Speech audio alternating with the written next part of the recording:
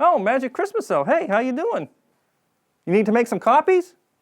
No. Well, it looks like you have the punch list for the show tonight. You sure you don't want to make the copies? That's all right. I'll get my intern to do it later. Oh, I see you're all mic'd up for the show. What's the matter with you? I'm mic'd up too. I've been to audio, get all mic'd up. Come here, look at the show. We've got a great show today. We've got Four Bridges Bluegrass Band. We've got the Nick Gumas Quintet. We've got a few interviews. It's going to be a great show. Are you okay? All the colors kind of drained out of your face. I mean, you're not looking so good. Magic Christmas Elf, you okay? I'm fine. Here, you want one of my homemade cookies? This'll perk you up. Oh, no, really. I made them myself. You sure? Yeah, They're fresh made, with my own hands. maybe later. All right. I gotta tell you, Magic Christmas Elf, I think this is gonna be the best show ever. It's Brian and the Magic Christmas Elves Christmas Music Spectacular, hosted by Brian and the Magic Christmas Elf, with musical performances by the Nick Gumas Quintet, Four Bridges Bluegrass Band. Learn some pet-safe holiday tips and about the Shadow Fund, Pets Empower, and Schultz's Guest House. Featuring Brian's homemade cookies. And now, the Nick Gumas Quintet.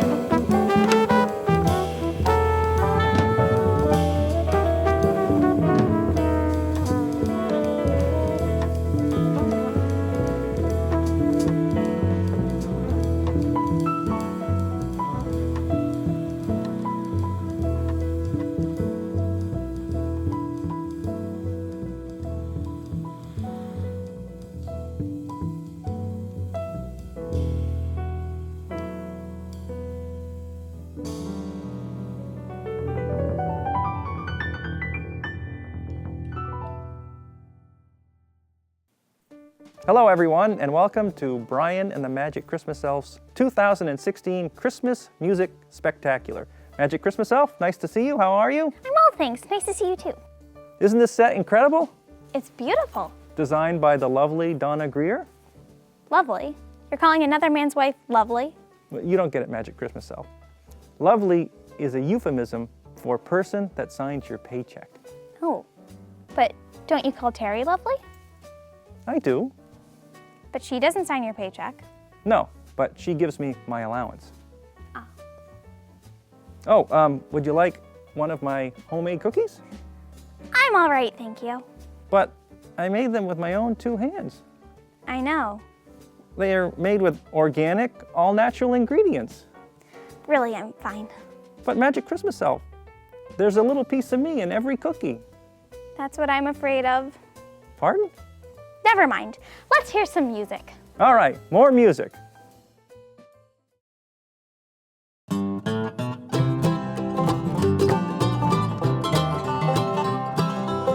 do like those Christmas cookies, sugar. Sure do like those Christmas cookies, babe. Ones that look like Santa Claus, and Christmas trees and bells and stars. I sure do like those Christmas cookies, babe. Now Christmas cookies, they're a special treat. The more she bakes, the more I eat. And sometimes I just can't get myself to stop. Sometimes she'll wait until I'm asleep, but she'll take all the ones that I didn't eat, and she'll put those little sprinkler things on top. I sure do like those Christmas cookies, sugar. Sure do like those Christmas cookies, babe. The ones that look like Santa Claus and Christmas trees and bells and stars. I sure do like those Christmas cookies, babe. Now those sprinkly things, they just make things worse, cause they make them taste better than they did at first, and they're absolutely impossible to resist. Some disappear to who knows where, but I make sure I get my share, and those kids just stand there waiting for the ones I missed. I sure do like those Christmas cookies, sugar. Sure do like those Christmas cookies, babe. The ones that look like Santa Claus and Christmas trees and bells and stars. I sure do like those Christmas cookies, babe.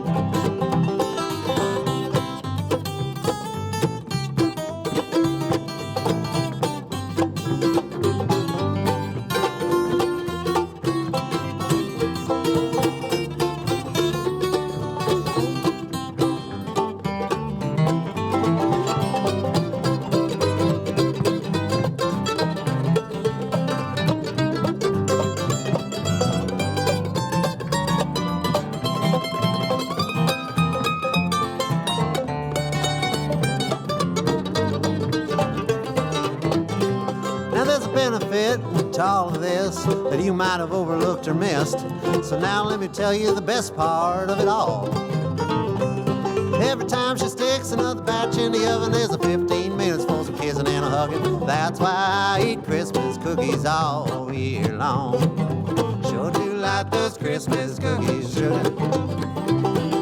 Sure do like those Christmas cookies, babe. The ones that look like Santa Claus and Christmas trees and bells and stars. I sure do like those Christmas cookies, babe. I sure do like those Christmas cookies, babe. As part of our pet-themed Christmas special this year, we have a special guest, Diane Sullivan from the Shadow Fund, in to talk a little bit about the Shadow Fund. Delighted to be here. Oh, thanks for coming. So tell us about the Shadow Fund. The Shadow Fund is a charity designed to help pet owners with medical expenses that they can't afford for their pets. The pets would have to be euthanized because they just don't have the money to medically treat their dog or cat or horse or whatever domestic animal they have. How long have you been doing the Shadow Fund? About a decade now, Brian. Wow, 10 years. Yes. And how did it start? It started, I saw an article in the local paper with a picture of a veteran and a Labrador retriever. And the story was that he was going to have to quit his job so he could access his 401k plan because it was the only money he had in the world. And the dog needed some leg surgery to the tune of $4,000. So I read the article, and it said that he had given up on people long ago. He was a veteran, and the dog was his only friend in the world. And I thought about it. I said, well, where are they going to go if he quits his job? And so I convinced the newspaper to give me his number. At the same time, the Andover Animal Hospital also, they were moved by the article, and we got together. And we decided, I called up, Robert was his name, and I called him up and I said, don't quit your job. He says, I have to, I love my dog. I said, give me 24 hours. And my deal with the Andover Animal Hospital was if the law students could raise $1,000, he would do the $4,000 surgery for $1,000. And we did, we raised a lot more than that. And the question became, what do we do with the surplus? That began the Shadow Fund. Wow. And so you mentioned the law school. What's that about? Well, the Massachusetts School of Law is who employs me. I'm an assistant dean there and a professor, and they support the Shadow Fund and our charitable endeavor to try to help assist indigent folks. About how many families did you serve last year? We receive sometimes 3 to 6 calls on a daily basis. Wow. Can't help everybody, but we've helped thousands of people at this point. And how does somebody fit into what you need from them to qualify, if that makes sense? Well, a lot of charities require a lot of paperwork, and we don't do that for the simple reason. Often you have to make a decision right then and there, or the pet's going to die. So the best way is to email me, and my email address is Diane, DIANES, at mslaw.edu,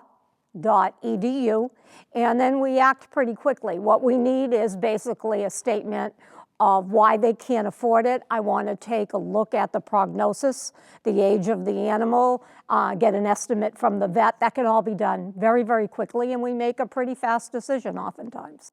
Do you have a group of veterinarians that you primarily refer to? Yes, we do. We have vets that have been so kind to Shadow Fund requests that they do it at a very reduced rate. Dr. Marks is one that I would especially like to mention. Without him, we couldn't survive. It's very difficult for us to raise the money necessary to be able to support helping people in this manner. How do you raise the money? We have a couple of big charitable events. One is our golf tournament, which is always on Columbus Day. We also additionally have a big, what we call Animal Day at the Massachusetts School of Law. We open it up to the general public. It is always the Saturday before Easter. Also, we have a collection of pet stories in a book called Please Can We Keep the Donkey, written by all of our law students, and they each have little stories in there, and that's a fundraiser for the Shadow Fund. And I've just recently written a book. I just rescued my last 2 dogs, and they were quite a handful, very, very much monsters is what they were when they came to me. And so I have a book coming out, and all of the proceeds on that book will go into the Shadow Fund, and all of my colleagues help with this. Did you actually save a donkey? Yeah, one of our law students, he seemed very quiet in my contract class, but his story I thought was absolutely the best. He talks about having to go with his family every Sunday on a ride, which he dreaded, but the way the family enticed him to go was to stop at a petting zoo. And one day when they pulled up, they were going out of business and they were selling off all of the animals. And he had to work very hard, but finally the donkey was the only animal left, and he convinced his family to let him adopt the donkey. So the cars were moved out of the garage, the donkey moved in, lived with the family a decade or more, and was quite the town celebrity in the town of Sterling, Massachusetts. So how many people work for the Shadow? You have full-time? It's all volunteer? It's all volunteer. 100% of everything we raise goes into helping animals, and myself and particularly 2 colleagues work on it very hard, Kathy Villari and Laura Lucier, and Michael Coyne, the dean at the Massachusetts School of Law, supports all of this. Wow, great. It is great. So how can we help? Do you have a website, or how do people get in touch with you? Very good question. Thank you for asking. The best thing you can do is send a donation. Money is always the answer. But If you Google the Shadow Fund, you will see a number. We have a Facebook page, we have a website. You can go to mslaw.edu, and there's a link that says the Shadow Fund down on the bottom of the page, and there's also a donation key there. Or you can simply send in a check to the Massachusetts School of Law, the Shadow Fund, 500 Federal Street, Andover, Massachusetts, and that's 01810. And of course, you can always volunteer for some of our events, so get in touch with me. I'm Diane Sullivan at the Massachusetts School of Law. Well, thanks for coming in and talking with us today. Thank you. And thank you for having me. Oh, you're welcome. Have a nice holiday. Oh, thanks. Would you care for one of my homemade cookies? No! I'm allergic anyway. Oh, well, thanks for coming in. I apologize for that outburst. Well, thank you again. You're welcome. Thank you.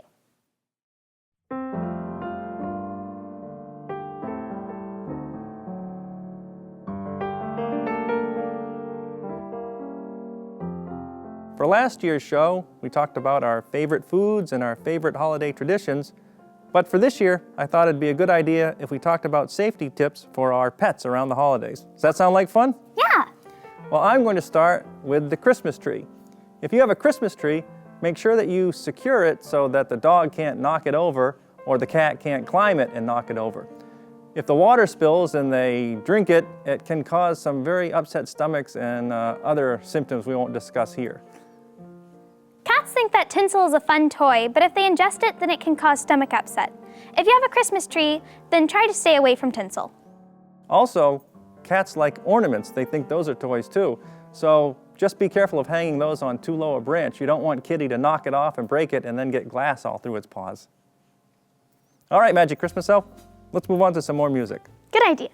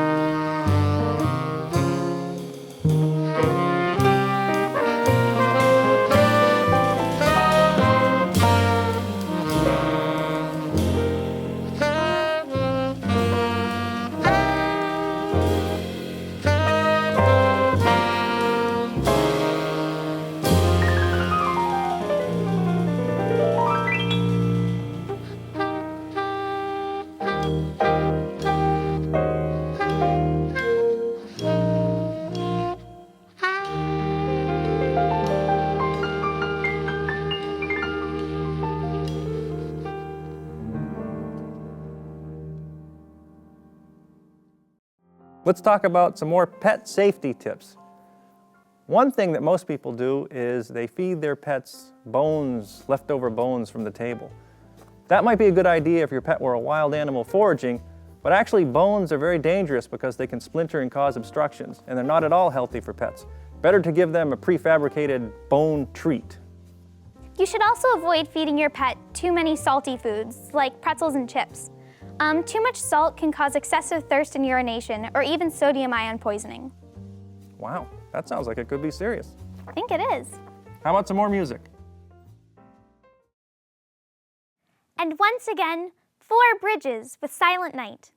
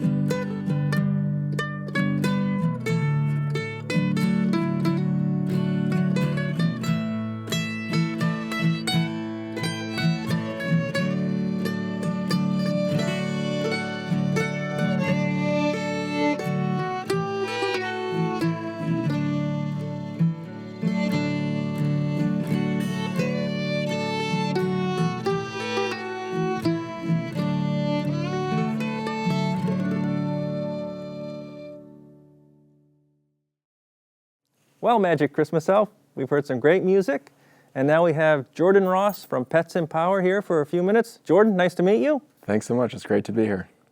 So can you tell us a little bit about Pets Empower? Sure. So Pets Empower is a nonprofit foundation. We help people in different crises, situations, find temporary fostering for their pets. So someone could go to petsempower.org and find resources in their area in Massachusetts and Rhode Island where they find volunteers to actually temporarily foster a pet. And we're actually starting with domestic violence. So the domestic violence shelters don't accept pets. So for someone wanting to enter a shelter, they can contact us and we can help them enter a shelter, and then they can reunite in a few months with their own pet. So how long have you been doing this? I've been working on it since January Okay. of 2016, so this year. And I've been actually in the planning stages for 3 years. So we've come a long way, and now we're at the point of we're finalists for different accelerators, so they'll help develop the business and allow us to have more impact in local communities. So you're finalists for different accelerators. Can you define that for me? I don't. So accelerators help different businesses grow and I develop. see. So we'll be paired with mentors, and there's a business curriculum that we'll go through together with a cohort of other businesses. So how did you get started? So I had a personal experience where I graduated from school, and then things in my family were actually pretty bad when I returned home. I didn't have a job, and I ended up in downtown Boston with my other lab, Jazz, who's Black Lab. And I've been remiss, please introduce us to. This is Korea, so she's 6, and she's awesome. She's named after Paul Korea, who was my favorite hockey player. Oh, okay. Okay, so now continue on. Yeah, so anyway, I ended up in downtown Boston with my other lab, and I was determined to keep him with me. I didn't want to give him up. And a lot of people, if they're in this situation, they have to choose between taking the next step themselves and hanging on to their dog. So I eventually found a group home connected to the Pine Street Inn, the Stapleton House, and they fostered my dog. These men transitioning out of homelessness for 3 months. And then I reunited with Jazz and had 9 great years with him.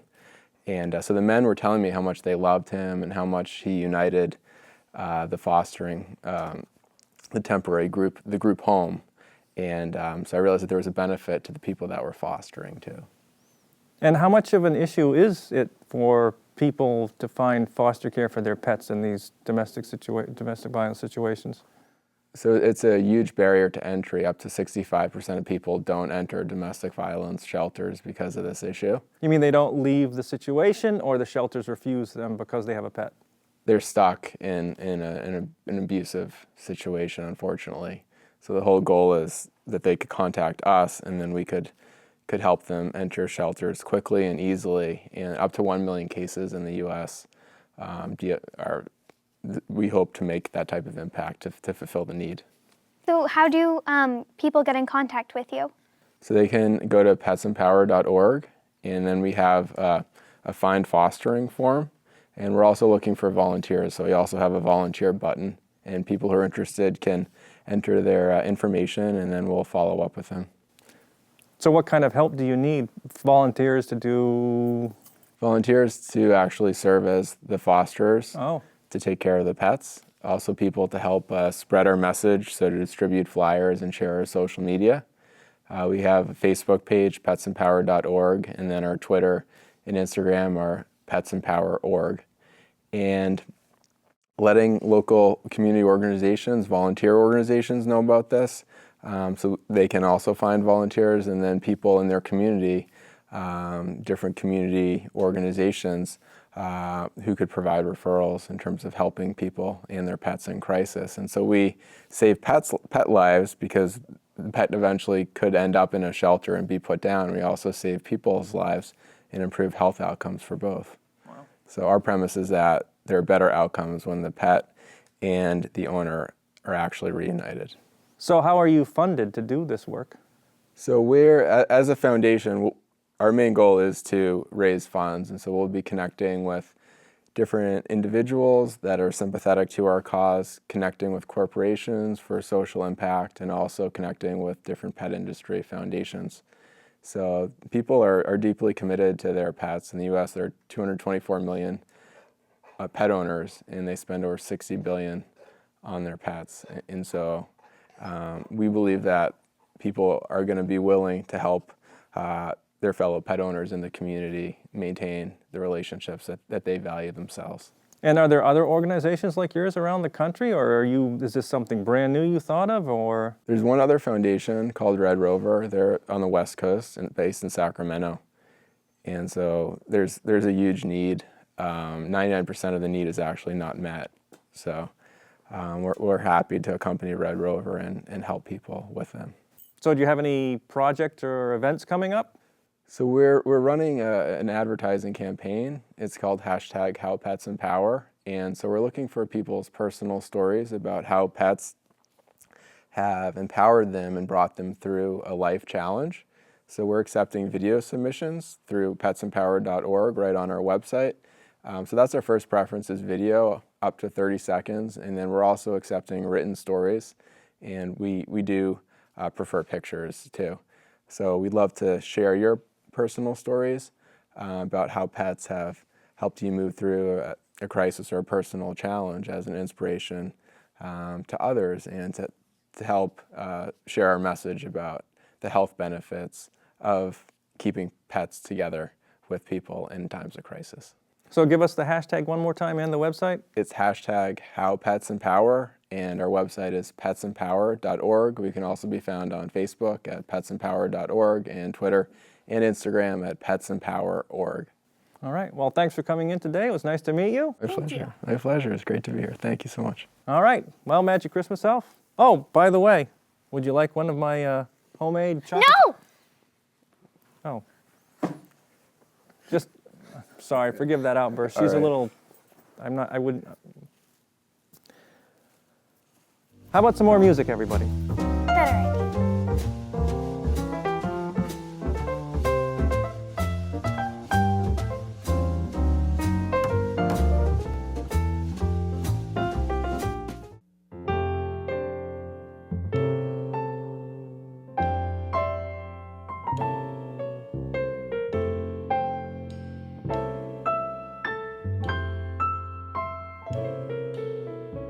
Better idea.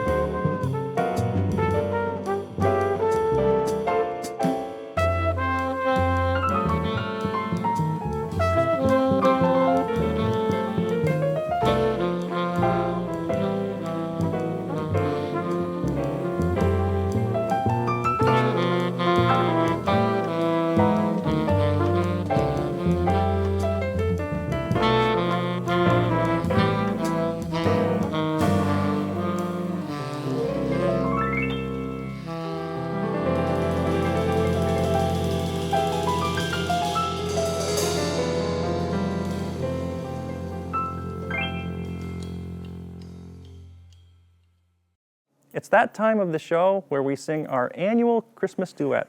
Are you ready? Yes. Evan, toss me a mic, would you please? Oh. Magic Christmas Elf. Magic Christmas Elf. I guess it'll be a solo this year. Are you crazy? Give me a hand. And now some more music.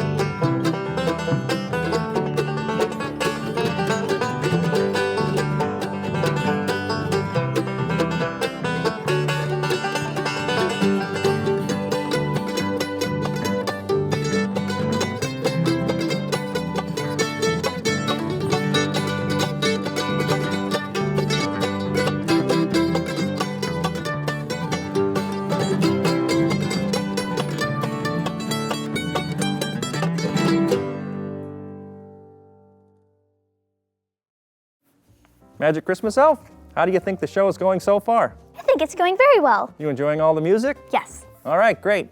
So back to pet safety tips. I know there's a lot of foods we all enjoy eating, but they're not good for our furry little friends. And there's quite a few of them, so we have a list here of foods to avoid.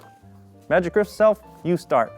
Avoid leaving chocolate, coffee, and caffeine where your pet can reach it, because these foods can cause stomach upset. Also, you want to avoid leaving alcohol of any kind out for your pet.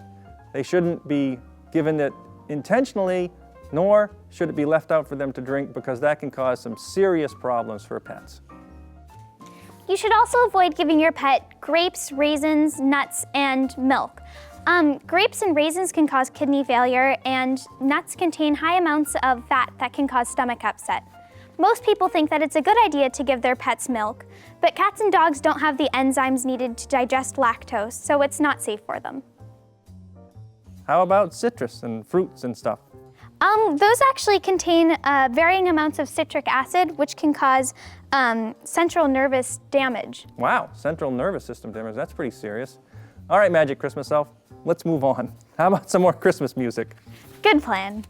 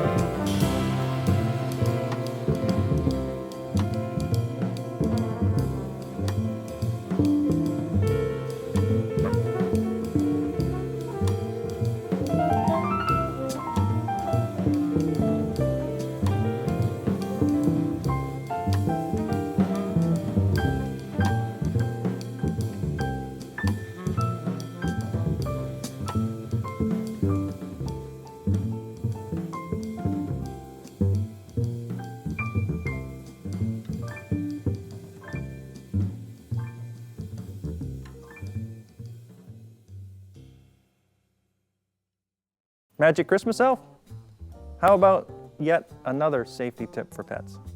Okay. Raw yeast dough, like bread dough, is very harmful to pets. The yeast can rise and cause gas in the stomach, which causes the stomach to bloat and potentially even twist. This is a life-threatening emergency for pets. And xylitol is a sweetener that's used in many products such as gum, candy, cookies, and even toothpaste. It can cause insulin release in most pets and can lead to liver damage, which is very serious indeed. And one thing about xylitol is it's also now used in some brands of peanut butter. So be sure to read the label on your peanut butter, because peanut butter is a favorite of dogs and it's used to give them medication. People hide medication for dogs in peanut butter. So be sure to check your peanut butter and make sure it's xylitol free. Feliz Navidad. Feliz Navidad. Feliz Navidad. Prospero año y felicidad. Feliz Navidad. Feliz Navidad. Feliz Navidad. Prospero año y felicidad. We want to wish you a Merry Christmas. We want to wish you a Merry Christmas. We want to wish you a Merry Christmas from the bottom of our heart. We want to wish you a Merry Christmas. We want to wish you a Merry Christmas. We want to wish you a Merry Christmas from the bottom of our heart. Feliz Navidad. Feliz Navidad. Feliz Navidad. Prospero año y felicidad.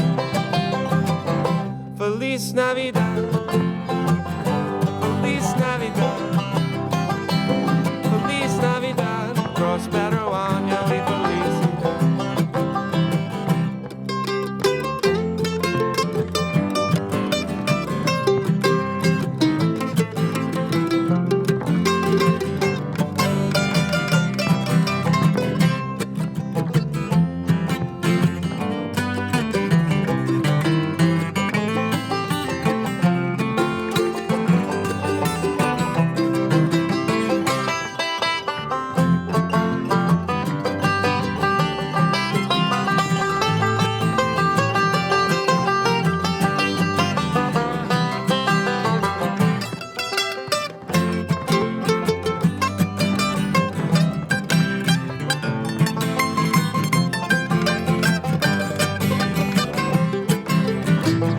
Feliz Navidad.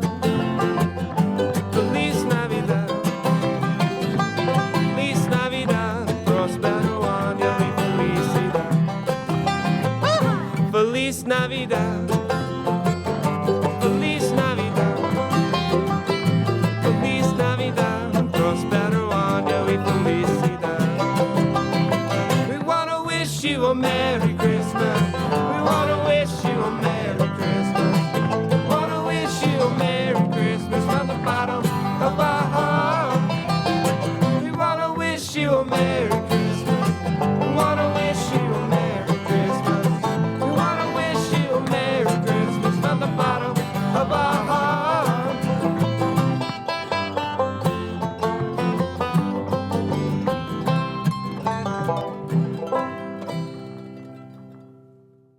We've had a lot of great music. And now our guest is Jackie Levine from Schultz's Guest House. Nice to meet you. Hi, thanks for having me. You're welcome. So can you tell us a little bit about Schultz's Guest House? Yeah, Schultz's Guest House is a dog shelter. We get our dogs from Tennessee, and we're located in Dedham.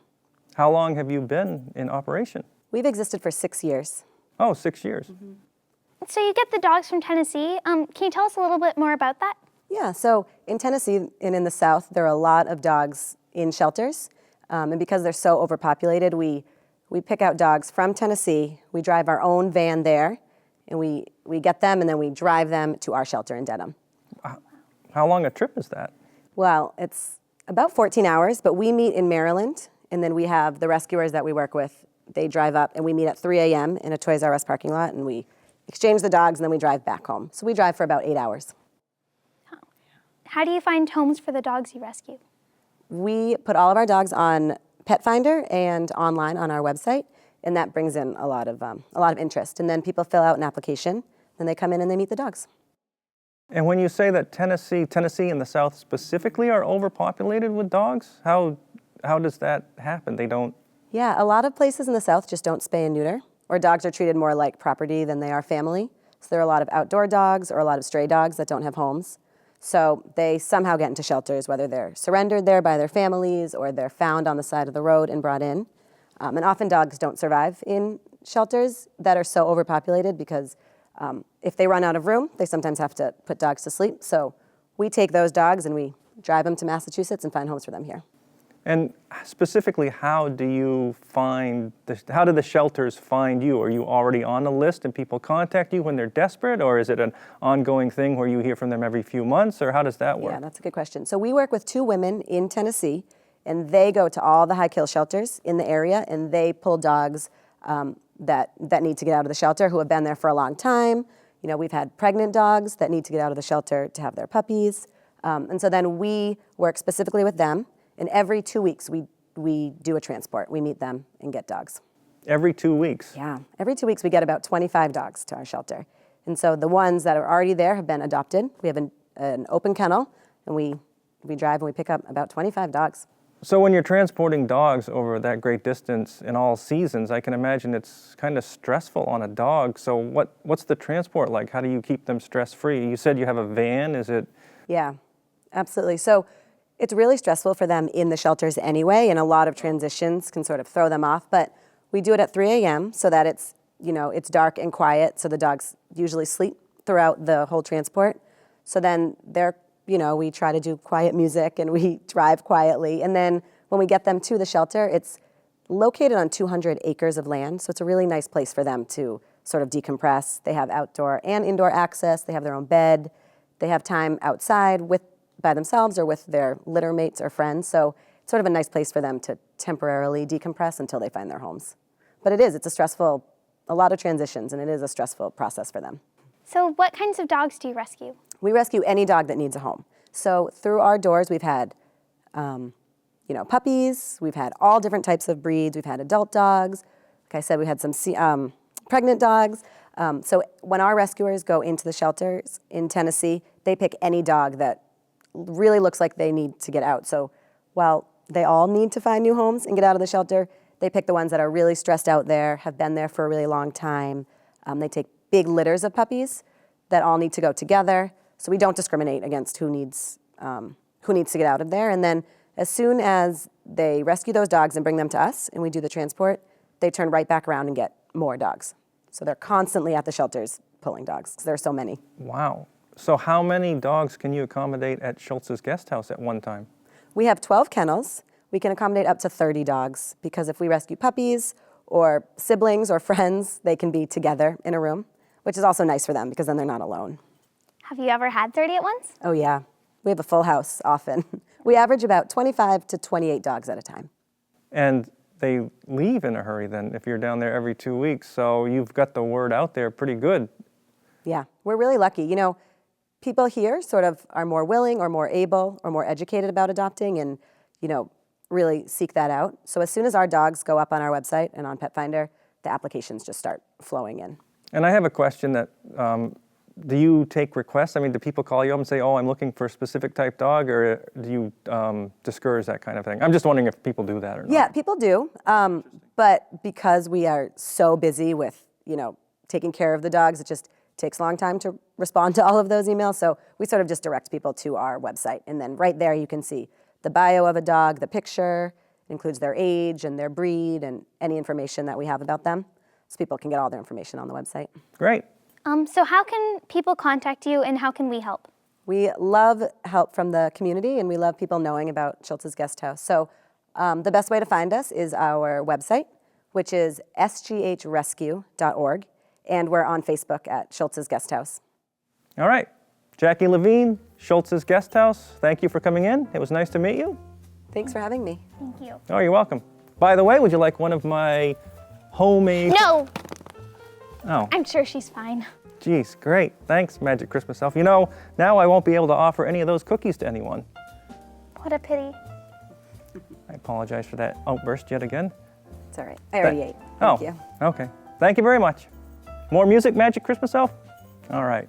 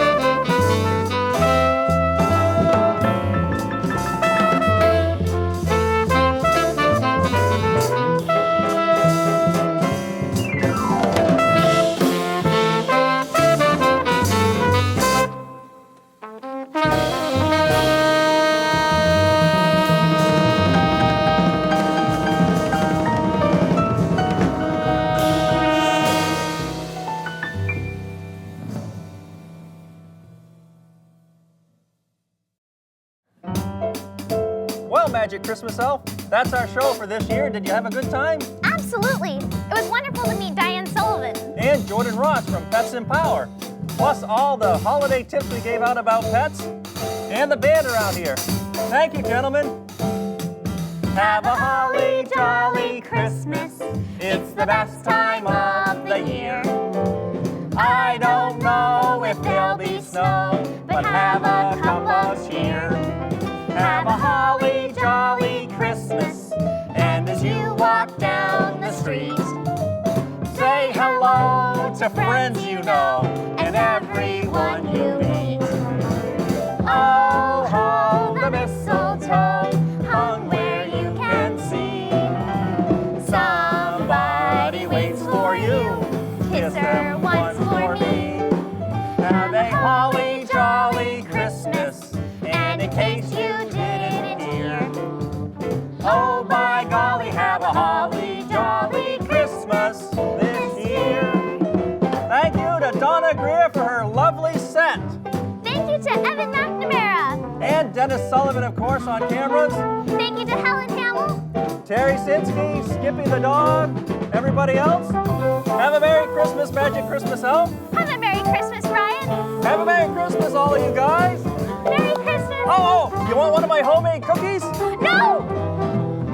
What's the matter with you, Magic Christmas Elf? You know what? You're too picky.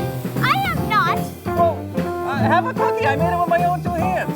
These two hands. What's the matter with you?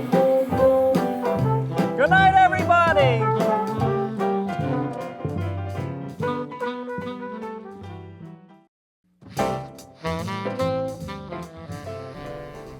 Magic Christmas Elf? Magic Christmas Elf. Don't try not smile. Ready? No. Again? No, wait.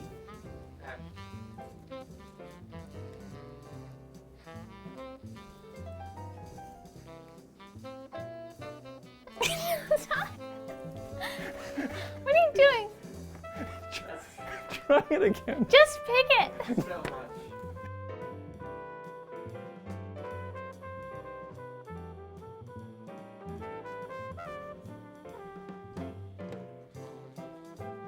I thought you were gonna do that. Okay, we won't make it through that. Magic Christmas Elf. Magic. All right, try again. Sorry. Try it. Magic Christmas Elf. This isn't gonna work. Maybe just get her feet. Yeah, like the Wicked Witch of the West. That's okay. Like the. That's. No, I can do it. I can do it. I can do it. And symptoms of that are excessive thirst and urination. Yikes. Watch out for that. If little Rover has to go out more than usual, you got a problem. It's not very funny at all, Magic Christmas Elf. Let's move on to some more music. Avoid leaving chocolate, coffee, and caffeine where your pet can reach it. These foods, when ingested, can cause diarrhea.